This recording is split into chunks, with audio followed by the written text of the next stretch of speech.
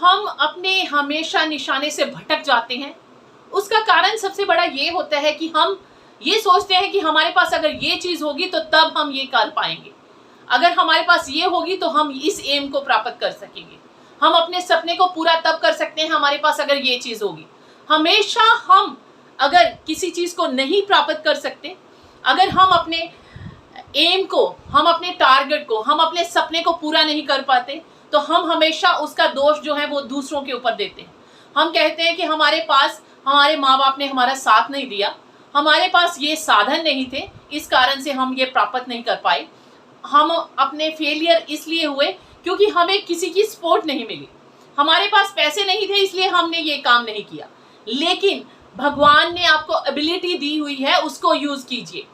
आज मैं आपको एक सच्ची कहानी बताऊंगी जो कि एक महिला की है, जो कि एक हैंडीकैप महिला थी, लेकिन फिर भी आज वो दूसरे लोगों के लिए एक बड़ी एग्जाम्पल बनी हुई है। आज वो दूसरों को दिखाती है कि मेरे साथ इतना कुछ बुरा हुआ, ना तो मेरे पास कोई रिसोर्स था, ना ही उसकी कोई हेल्प करने वाला था, ना ही उसके पास पैसे थे, ना ही उसके पास अपने पति की या अपनी फैमिली की सपोर्ट थी। यहाँ तक कि उसे हर पल पर ऐसा उसका जीवन था कि उसके पति ने उसका जीवन नर्क बना दिया था, लेकिन फिर भी उसने अपनी हिम्मत नहीं हारी और आज वो उस मुकाम पर है कि दुनिया उसकी उदाहरण देती है। लोग उसको कहते हैं कि वाह कि तुमने बहुत नाम कमाया, बहुत सारे लोग उसकी तारीफ करते हैं, बहुत सारे लोग उसकी एग्जाम्पल देते हैं, उसके साथ फोटो खिंचवाना चाहते हैं। मैं आज उनकी बात कर रही हूँ जो कि एक महिला है, जो कि एक हैंडीकैप थी और उसने अपनी लाइफ में इतने उतार चढ़ाव देखे, इतना कुछ देखा कि अगर आप उस चीज को देखेंगे तो आपके रोंगटे खड़े हो जाएंगे। उन महिला का नाम है महजबीन बानो, जो कि दिल्ली की रहने वाली हैं। आज शाहीन बाग में उनका 20 लाख का एक घर है, शायद अब उससे भी ज्यादा उनके पास है, जो उन्होंने सोचा भी नहीं था, लेकिन सिर्फ उसके मजबूत इरादे के कारण ही उसके साथ ये सब कुछ हो पाया। उनकी मैं एक स्टोरी सुनाती हूँ, मतलब कि उनकी रियल स्टोरी है, जिसमें कि वह अपने घर में, उनके पिताजी एक सर्वेंट थे, गवर्नमेंट सर्वेंट थे, जिसके कारण कि उन्हें बहुत सारी चीज़ों का सामना करना पड़ा। वो एक मुस्लिम परिवार से ताल्लुक़ रखती थी, उनके एक बड़े भाई थे। तब इतने ज़्यादा संसाधन नहीं थे कि हाँ उन्हें कहा जाए कि हाँ कि वो अकेली घर से बाहर चली जाए। यहाँ तक कि वो पैरालाइज थे, मतलब कि उनका जो है वैसाखी के बिना वो चल नहीं पाती थी, लेकिन फिर भी उन्होंने कभी हिम्मत नहीं हारी। जब वो अपने क्लास में पढ़ते थे तो उनकी एक टीचर ने उन्हें कहा कि वो पेंटिंग बहुत अच्छी बनाती हैं, तो आप अपनी जो पेंटिंग है उसका हमने एक प्रदर्शन रखा है, एक किसी प्रतियोगिता में आपको लेके जाना है, तो आप इस टाइम पे बस के पास पहुंच जाना। लेकिन किसी कारण से वो इतनी अमीर नहीं थी और वो बस के पास पहुंचने में 5 मिनट लेट हो गई और उसकी बस जो है वो निकल गई। जब उसकी बस निकल गई तो वो घर वापस आ गई और उसने अपने भाई को आके कहा कि हाँ कि ऐसे ऐसे करके बस निकल गई है, मैं उस प्रतियोगिता में नहीं जा पाई हूँ, तो आप प्लीज, लेकिन आप मेरे लिए वहां तक मुझे ले जाइए। लेकिन उसके भाई ने क्या किया, उसको एक रूम में बंद कर दिया। बचपन में उसकी मदर जो है वो एक्सपायर हो चुकी थी और उसके भाई ने उसे बंद कर दिया, लेकिन उसके दिल में चाह थी कि वो इस प्रतियोगिता में जाए। तो उसने अपने साथ वालों को, जो भी उनके नेबर थे, उन्होंने कहा कि एक मतलब वो टॉयलेट जाना चाहती है, तो उसने क्या किया, अपने कपड़ों में अपने कलर और जो भी था वो छुपा लिया और उस टॉयलेट में गए। उस टॉयलेट में जब वो गए तो उन्होंने उस मतलब कि वो सोच रही थी कि हाँ कि ये आंटी जो है ये थोड़ा दूर जाएं, तो ताकि वो जो है इस टॉयलेट से बाहर निकल के, और वो उस प्रतियोगिता में चली गई। जब वो वहां पर पहुंची तो उनकी जो मैडम थी, जिन्होंने उनका नाम प्रतियोगिता में दिया था, वो उन्हें मिले और उन्होंने अपनी पेंटिंग बनाई। बनाने के बाद वो चुपचाप से अपने घर में आ गई और जब घर में आई तो फिर वो वहीं बैठ गई और किसी को पता नहीं चलने दिया कि मैंने पेंटिंग बनाई है। थोड़े दिनों के बाद जब वो प्रतियोगिता का रिजल्ट आया तो अखबार में उसका नाम आया कि उसने फर्स्ट नंबर हासिल किया है।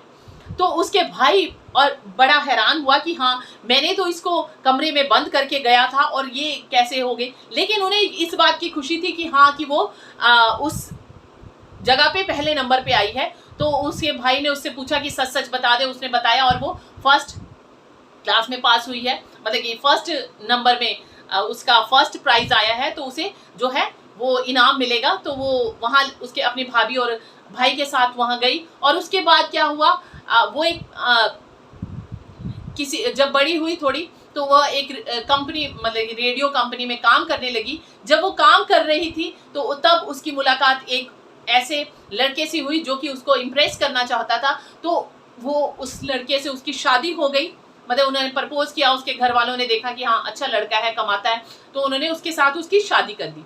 जब उसकी शादी हो गई तो जब लड़की के पिता ने कहा कि वो थोड़े दिनों बाद घर जाएगी, मतलब 1-2 महीने बाद जाएगी। जब वो घर गई तो उसने सारा माहौल देख के हैरान हो गई कि हाँ कि उसका जो पति है वो उसको दबा के रखना चाहता है, वो उसको खाना नहीं देते थे, बहुत सारा उसके साथ ताड़ना होती थी। तो वो बड़ी ही इस असंजमस में थी कि हाँ कि ये क्या मेरे साथ हो गया है कि इस बंदे ने तो मुझे प्रपोज किया था, मेरे साथ शादी करने के लिए इसने पहल की थी, तो आज ये मेरे साथ ऐसा व्यवहार क्यों कर रहा है।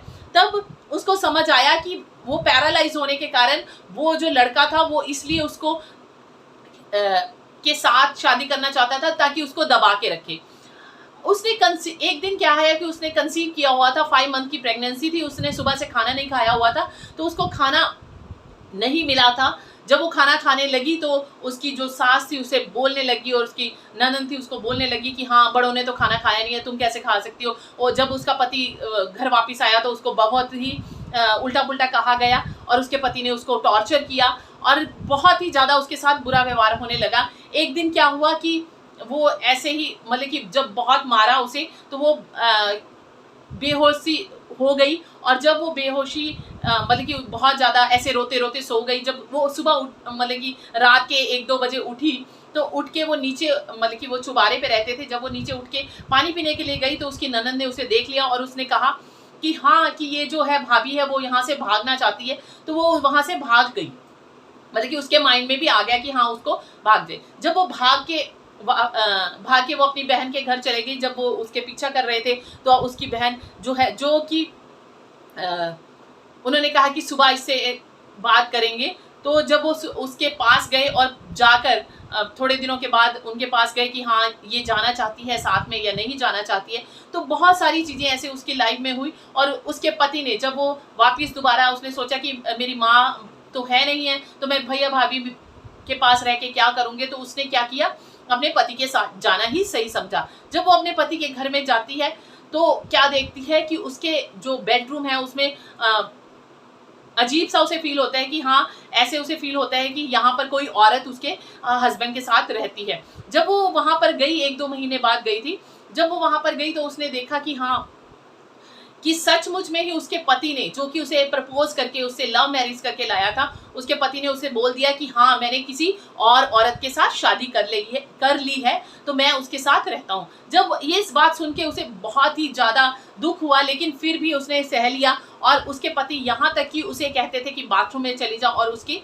जो सोतन थी उसके साथ वो उस रूम में रहते थे।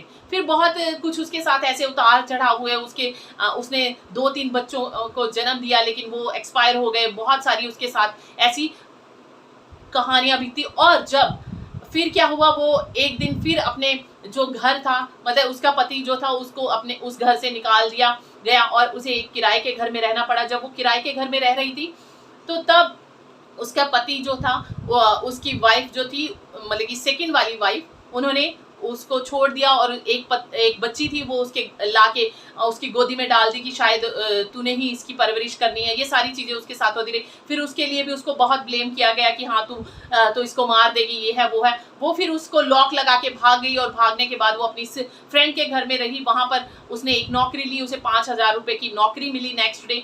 जब उसे नौकरी मिली तो वो काम करने लगी, लेकिन उसके पति ने उसका पीछा फिर किया और फिर बाद में वो उसका पति जो है कभी उसके पास आता था और कभी दूसरी औरत के पास जाता था। मतलब यही सब चलता रहा। उसके बाद उसके पति जो था वो सिर्फ अपनी ज़रूरतें पूरे करने के लिए उस लड़की के पास आता था। उसने बहुत कुछ ऐसा सहा, उसके सास ने, सब ने उसको बुरा कहना शुरू कर दिया और वो बहुत ही ज़्यादा परेशान थी। एक दिन ऐसा हुआ कि उसके हस्बैंड जो है उसे सिर्फ 1000 रुपया महीना देते थे, लेकिन उसके घर का किराया ही 2000 रुपये था। और जब उसने एक बच्ची को जन्म दिया तो वो बच्ची जो थी वो इतनी क्यूट थी कि उसने उसकी बच्ची की तरफ देख के अपने आप को कहा कि नहीं, मैं इसके लिए जीऊँगी। तब क्या हुआ, जब वो बच्ची 1 डेढ़ साल की थी तो उसके पास पैसे नहीं थे और तभी अपने वो बच्ची को क्या करती थी कि पानी पिला देती थी और पानी पिला के सो देती थी, यहाँ तक कि उसे मतलब थपथपाकर जबरदस्ती सुला देती थी। एक दिन उसकी मकान मालिक नीचे आकर उससे पूछती है कि हाँ, वो तेरी बेटी कहाँ है, वो तो बहुत चुलबुली सी है, हंसती रहती है, कहाँ है। तो उसकी जो बेटी है वो भाग कर बाहर आई और उसने कहा कि मम्मी ने मुझे 3 दिन हो गए हैं खाना नहीं दिया। तो वो जो मकान मालकिन थी वो बहुत ही उसे गुस्सा होने लगी कि तूने क्यों नहीं कहा, मुझे आकर ऊपर आके बोल देती कि हाँ, कि ये प्रॉब्लम है तो मैं तेरी प्रॉब्लम जरूर सॉर्ट आउट करती। लेकिन फिर भी उसने कहा कि नहीं, आज मैं अगर मांग कर इसको खाना खिला देती तो आने वाले टाइम में क्या करती, इसलिए अगर खुदा की मर्जी है कि हाँ, कि हम मर जाएं तो इससे बेटर यही होगा कि मैं मर जाऊं। तब उसकी जो मकान मालकिन थी उसने उसे 200 रुपये दिए। उसने कहा कि ये 200 रुपये ले ले, इसका तूने जो करना है कर ले। तब उसके माइंड में एक विचार आया कि मैं तो पेंटिंग जो है बचपन में बहुत अच्छी करती थी, तो मैं क्यों ना पेंटिंग करना। उसने क्या किया, वो 200 रुपये में पेंटिंग के लिए सामान खरीदा और उसने पेंटिंग बनाई और पेंटिंग बना के वो 3-4 पेंटिंग लेके वो जैसे सेमिनार्स होते हैं छोटे छोटे, उन सेमिनार्स में गई और जाके वहाँ पर एक पुलिस वाले थे, दिल्ली के किसी जगह पर हुआ था, वो वहाँ पर गई और जाके उन्होंने कहा कि हाँ, मुझे अंदर जाने दो कि मैंने अपनी पेंटिंग बेचनी है। तो वो वहाँ पर गई और ये उसके लाइफ में एक टर्निंग पॉइंट था। वो अपनी पेंटिंग, चारों पेंटिंग लेके बैठी थी और कोई आया उसके पास आके कहा कि हाँ, तो आप जो है इन पेंटिंग के कितने पैसे लेंगे। लेकिन उसके लिए तो 100 रुपया ही अगर उसकी पेंटिंग के लिए कोई दे देता तो वो उसी में खुश हो जाती। तब उस बंदे ने उससे कहा कि ये लो, ये चारों पेंटिंग का 2000 रुपया लो और ये मेरा कॉन्टैक्ट नंबर है और ये मेरा कॉन्टैक्ट नंबर है कि मैं तुम्हें और ऑर्डर दूंगा। तो इस तरह से उसका निर्वाह होने लग गया। वो धीरे धीरे अपना काम करने लगी अपनी बेटी के लिए भी, लेकिन उसका पति रेगुलर उसके पास आता था और इसी तरह से उसके मतलब कि निर्वाह होने लगा। एक दिन क्या हुआ, उसने कहा कि सोचा कि अब मैं क्या करूं, कि मैं पेंटिंग तो बनाऊंगे। उसने पेंटिंग बनानी शुरू की और चौराहे पे आके खड़ी होकर उन पेंटिंग्स को काम करने लगी, मतलब उन पेंटिंग को बेचने लगी। तब तक उसके पास 2 और बच्चे हो गए थे और उन बच्चों के साथ उसके लिए काम करना बहुत मुश्किल था। तो उसने क्या किया कि अब वो इतना कमाने लगी थी कि उसने एक स्कूटी ले ली, लेकिन बहुत सारे लोगों ने कहा कि इसका एक पैर तो है नहीं, ऐसे स्कूटी कैसे चलाएगी, ये है वो है, बहुत सारी ऐसी बातें करनी शुरू की। मतलब कि हर जगह उसको दबाया गया, बहुत सारा कुछ किया गया। फिर उसने जाकर जो हाट लगते हैं, एग्जीबिशन लगते हैं, उन एग्जीबिशन में जाकर वो किसी एग्जैक्टली मुझे नाम नहीं पता है, वो वहाँ से मिली और जाकर वहाँ उसने कहा कि हाँ, क्यों मुझे एक हट दे दीजिए, मतलब कि एक शॉप के लिए दिया जाए ताकि मैं अपनी पेंटिंग बेचूं। और वो पेंटिंग जो है वो अपनी बनाकर बेचने लगी। तब उन्होंने, जो वहाँ के ऑर्गेनाइज़र थे, उन्होंने कोशिश की कि हाँ, जैसे महीने में अगर 6 बार या 10 बार वहाँ पर ऑर्गेनाइज होता है कैंप या एग्जीबिशन, तो इसको 4-5 बार इसकी स्टॉल के लिए काम दिया जाए। तो उससे बहुत हेल्प होने लगी। और एक दिन उसकी स्टॉल पे किरण बेदी जी आए और मतलब कि वो इतनी फास्ट जाके वो जा रहे थे, लेकिन वो वापस मुड़कर आए और उस महाजबीन बानो के पास आकर कहने लगे कि हाँ, आप तो मतलब कि आप तो बिल्कुल मेरे जैसी लगती हो, कि उसकी भी कटिंग है। तो वो कहती कि आप मुझे इंस्पायर करते हो। महाजबीन बानो ने कहा कि किरण बेदी जी को कहा कि हाँ, कि मैं जो है मैं आपसे बहुत इंस्पायर हूँ। किरण बेदी जी कहने लगे कि देखो, तुम मेरे जैसी लगती हो और मैं तुम नहीं बल्कि मैं तुम्हारे से बहुत ही ज़्यादा इंस्पायर हूँ। तो वो उसके बाद क्या हुआ, उसकी लाइफ में बहुत ही अच्छा होने लग गया। उसकी बहुत सारे टीवी में, मैगजीन में, अखबारों में फ़ोटो आने लगी। और उसके बाद जो हमारे मोदी जी हैं, उन्होंने भी उनके काम को बहुत सराहा और आज वो शाहीन बाग में 20 लाख रुपए का घर अपने लिए लेकर, और अपने बच्चे जो हैं उसकी जो बड़ी बेटी है वो इतना तेज दौड़ती है, उसके मुंह से ही मैंने ये बात सुनी है कि हाँ उसकी बेटी जो है वो इतना तेज दौड़ती है कि कोई उसका मुकाबला नहीं कर सकता। उसके बच्चे जो हैं वो बहुत ही अच्छे हैं, खुदा ने उसको ब्लेस किया है सिर्फ इसलिए कि उसने अपनी लाइफ में हार नहीं मानी। जो उसको हुनर दिया गया था उसने अपने हुनर को बहुत देर से पहचाना, लेकिन चाहे उसने देर से पहचाना लेकिन उस हुनर के द्वारा उसने अपने आप को उस जगह पर पहुंचा दिया। उसके पास ना तो कोई रिसोर्स था, ना कोई सोर्स था, ना कोई हेल्प थी, लेकिन उसने अपने बल पे उस चीज को आगे बढ़ाया और उन सब चीजों के कारण खुदा ने भी उसका साथ दिया।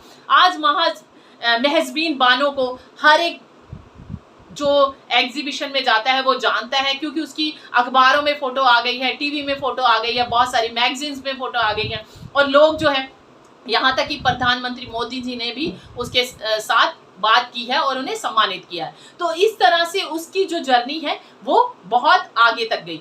तो अगर आप चाहते हैं कि अपनी लाइफ में कुछ करना चाहते हैं तो रिसोर्स ढूंढना और दूसरों को ब्लेम करना छोड़ दीजिए। आप अपनी लाइफ में अगर कुछ करना चाहते हैं तो जो चीज़ है आपके पास उसी को अपना रिसोर्स बना के, उसी को अपना सोर्स बना के और ऊपर वाले के ऊपर विश्वास रख के अपना काम कीजिए। आप अपनी लाइफ में सक्सेस जरूर हासिल करेंगे। आप नेक्स्ट वीडियो में मिलते हैं नेक्स्ट टॉपिक के साथ। तब तक के लिए bye bye, take care and stay blessed.